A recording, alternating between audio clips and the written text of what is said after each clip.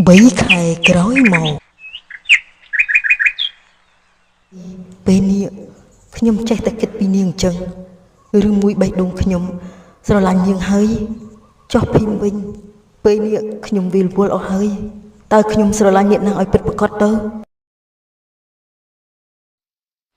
កូនផាយប់ស្មើនេះហើយហេតុអីមកអង្គុយតែម្នាក់ឯងអញ្ចឹងកូនកំពុងតែគិតអីគេអូលោកប៉ានេះលោកប៉ាមិនទាន់សម្រាប់ទេគឺកូនគេងលក់អញ្ចឹងទៅមកអង្គុយមើលទេសភាពនឹងណាប៉ាយ៉ាងម៉េចហើយចំការដែលឯងធ្វើនៅពេលនេះរីកចម្រើនដល់ណាហើយពេលនេះគឺធម្មតាទេលោកប៉ាខ្ញុំមានរឿងចង់ប្រាប់លោកប៉ាណាមានរឿងអីឆាប់និយាយមកបើខ្ញុំនិយាយទៅប៉ាកុំខឹងនឹងខ្ញុំណាបើឯងមិនទាន់និយាយផងធ្វើមិនប៉ានឹងថាឯងនិយាយស្អីគឺខ្ញុំបាន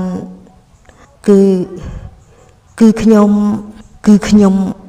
នឹងរីយ៉ានៅឯចំការគឺខ្ញុំបានបំពេញទៅលើរីយ៉ាឲ្យលោកប៉ានេះឯងនិយាយស្អីប៉ាស្ដាប់មិនយល់ទេនិយាយត្រង់មកនេះលោកប៉ានៅតែមិនយល់ទៀតទេគឺខ្ញុំបានចាប់រំលោភនាងនឹងលោកប៉ាពេលនេះនាងស្អប់ខ្ញុំខ្លាំងណាស់លោកប៉ាត្រូវតែជួយខ្ញុំផងណាពេលនេះខ្ញុំបានស្រឡាញ់នាងហើយនេះឯងចាប់រំលោភនាងហេតុអីបានឯងធ្វើអញ្ចឹងនេះឯងមិនទុកកិត្តិយសឲ្យយើងទល់តែសោះ3 ខែទៅហើយឯងលាកបាំងនឹងយើងរហូតរឿងនេះយើងត្រូវនិយាយជាមួយសម្បូរហើយបើគេគិតយ៉ាងម៉េចចំពោះឯងនោះយើងជួយឯងមិនបានឬមិនបាននោះសិតតែព្រមវិខិតកំណត់ទៅចោះប៉ាខ្ញុំសុំទោសផងណាប៉ាពេលនេះខ្ញុំបានស្រឡាញ់នាងទៅហើយប៉ាត្រូវតែអង្វរនាងឲ្យខ្ញុំផងណាបានហើយ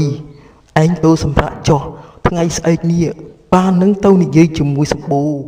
ឯងកុំបារម្ភអីប៉ានឹងជួយឯង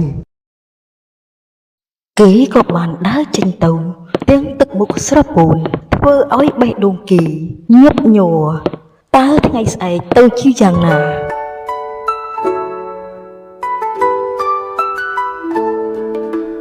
រីយ៉ានេះមកអង្គុយត្រង់នេះទេខ្ញុំខំតែរកនេះឆាតទេនេះឯងមានការអីមែនទេខ្ញុំមកលេខឯងនឹងណាហើយពេលនេះឯងនៅចាញ់ចិត្តទេពេលនេះខ្ញុំអស់អី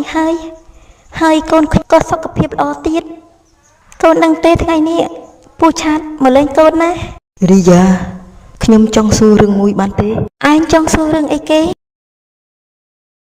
នេះឯងមិនចង់ឲ្យគេមកទទួលខុសត្រូវឯងទេខ្ញុំមិនចង់ឲ្យអ្នកណាមកទទួលខុសត្រូវខ្ញុំទេពេលនេះខ្ញុំមានតែ